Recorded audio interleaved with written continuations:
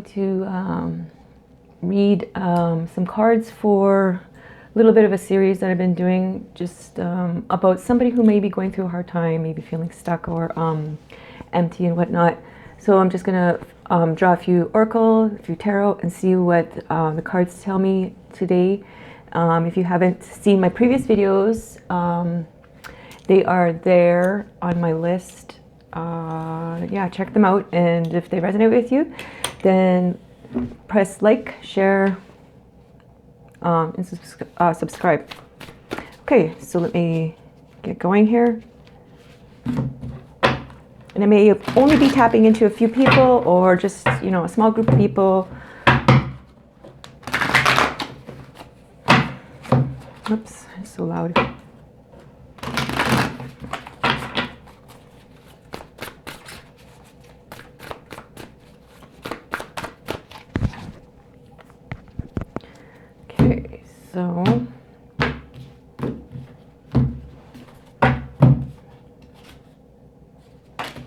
Okay, so I have idyllic times, the garden paradise. I haven't really read much into that one, so I might have to read from the book. This one I like, summoning power, instinct, intellect, control. This was on one of the previous readings as well, where I was advising to let your wild out and run with the wolves. Same spot too, I think. And this one is river of blessings, releasing constraints. So these might be very helpful for somebody.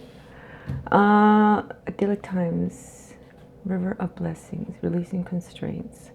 So there's something here that's very like constricting, you know, like you may be holding yourself back in some way, having some very limiting beliefs that you're having a hard time identifying with and letting go. And it's going to involve summoning that power, right? And just letting the wild out. And I think those two kind of go hand in hand, you know, like letting loose, letting the wild out, just like letting your inner wild out, and releasing constraints, right? For some reason, I see that those two go together. The garden, the paradise. I'm going to have to read into that one in a bit. Okay, so I'm just going to pull some cards here and then go from there.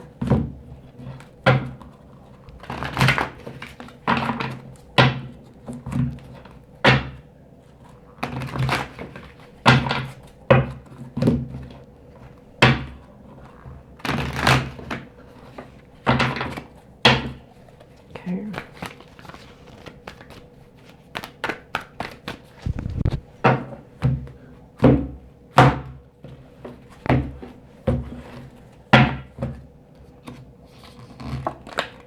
Okay, so the first card is coming up is Justice.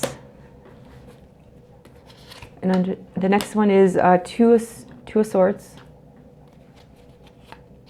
And Page of Swords. So you have one major arcana and two sword cards. So you're definitely struggling with being in your head too much. Probably being too much on the negative thought process, and unable to kind of let go of the grips of that. You're probably very unaware, because maybe it's just you think it's normal to think this way, because you've been doing for so long that you don't realize that you have the ability to change your thoughts, right? And then that changes the course of your journey, right? It takes you out of one time frame, or one time frame, and puts you into another time frame, right? Is it time frame? Anyways. And then Justice. So you may be judging yourself too harshly, or others. Even if it goes both ways, it will bring a negative energy, right? But there's something about balancing the scales, kind of learning from your past experiences, like really kind of like sit and think about the past experiences of what you can learn from them, right? And kind of take the lessons. Because I don't think the universe is going to push you along until you pick out those lessons from your experiences, right? Because it's like they're very crucial in your path ahead of you. So this is when you really have to sit and think deeply, right? You know, contemplate, maybe meditate, And when you meditate, make an intention to your guides or universe or God to really be receptive to any clues, answers to what needs to be unlocked here, like what lessons you need to learn, what memories you have to remember, what things you have to think about, and some guidance and relieving some of this negative energy, negative thoughts, you know, if you're not sure how. But just even just putting attention, you can go a long way, right? And I can see, like, once you do that, you know, it's like the constraints will be unlocked, like, and you'll feel that freedom. It's like you got not handcuffs. You're constrained, like you're chained up, or you can't move. But what I'm going to do is I'm just going to quickly grab the. Oh, do I have it here? I'm just going to quickly grab the book for the oracles and read the first one, idyllic times. Because I have no idea what that one means. And it might help get some clues and gather some more information here. So number 48. So that one is saying, she's got an owl on her butterfly. Okay. It seems like she's looking in the past, not forward. But anyways, an owl blesses the priestess of the garden. She holds a butterfly in her hands. This portends to a time of great peace and joy coming your way. Okay, so this is kind of like letting you know what's ahead, right? Like, things will not always remain like this, you know? It's like that one famous quote, and this too shall pass. You'll never be in one state for too long. And you'll never be given anything you can't handle. So you do have the tools, you do have the ability, you know? It's not that you don't. It's there. Okay, and coming your way. It may be an unexpected blessing or the long-awaited result of extensive effort on your part. The butterfly reminds us of the gentle power to become something completely new through the process of metamorphosis. As a caterpillar changes through an internal alchemical process, it experiences intense pressure and difficulty.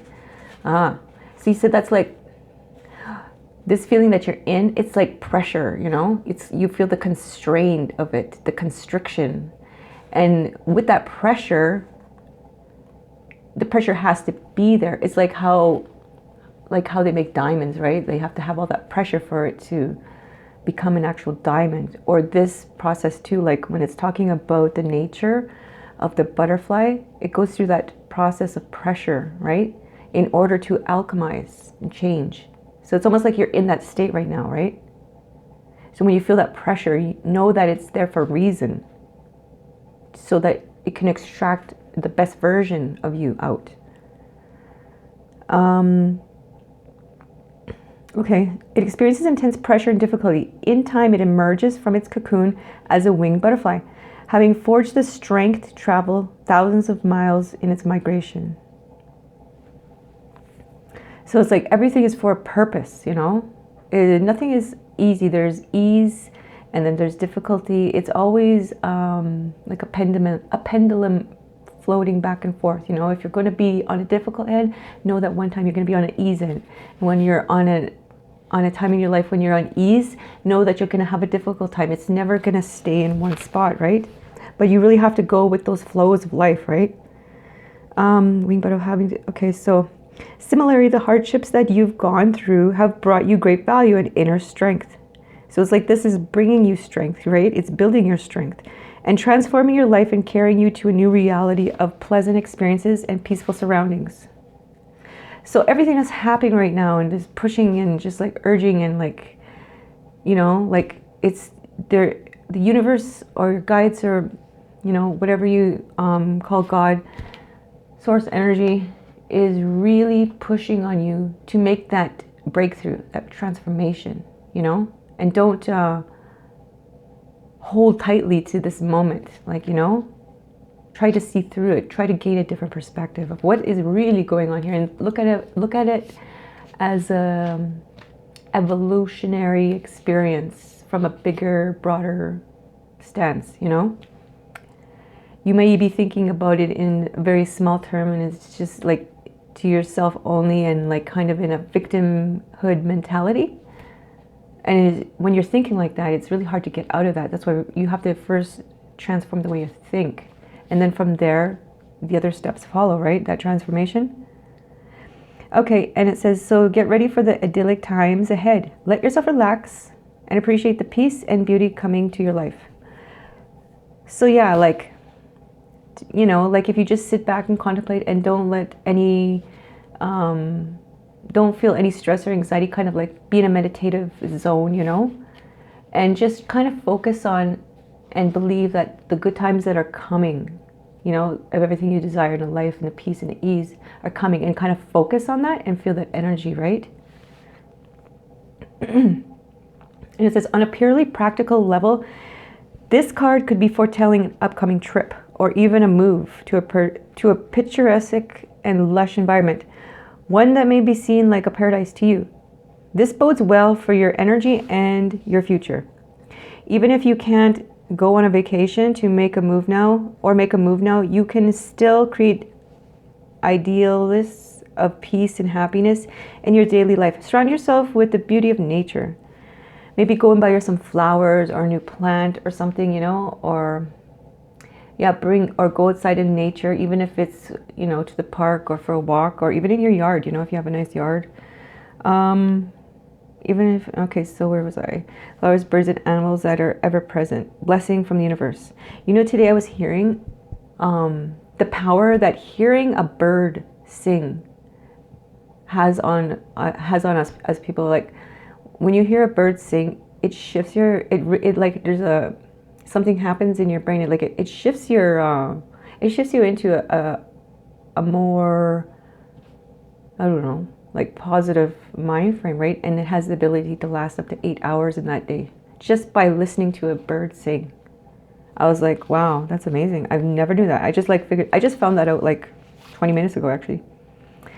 Surround yourselves with nature, trees, flowers, birds, and animals. That's why, like, the people say, you know, like, if you want to change your mindset, go into nature, you know. There's probably so many other things that we don't know in that similar kind of way I described the birds, that have some more effects that we're really, you know, not really noticing or, you know, taking for granted. That nature has that powerful effect on us, right? And then it says, and animals, an ever-present blessing of the universe. Know that every moment you stop to relax and appreciate your natural world, you bring an idyllic time to your life. So it's like, even if it's like small moments, all those small moments will gather up to like something with momentum, you know, training you into a thought pattern that will get you out of this stuck, empty feeling. Time of your life. After all, paradise is always there, should you choose to experience it. And then it says this affirmation, if you want to say it. I open my life to experiencing the wonders of nature all around me, beauty and peace. Fill my life in many delightful ways. Oh, I like that card, actually. Yeah. So with that, you know, and then the next card being summoning power, you know, like calling to yourself, calling your power back from all places and people that have stolen from you, you know, your power, or you've given it away, you know. Call back all your power and gain that control, right? And be like,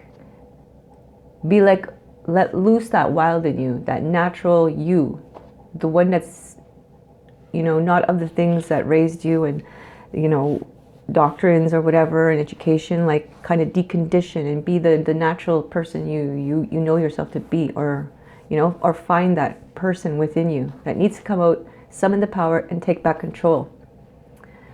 Because then after this is a river of blessings, releasing constraints. And can you just imagine like constraints when you've been like chained up for, as you know, like as if you're in jail or something, right?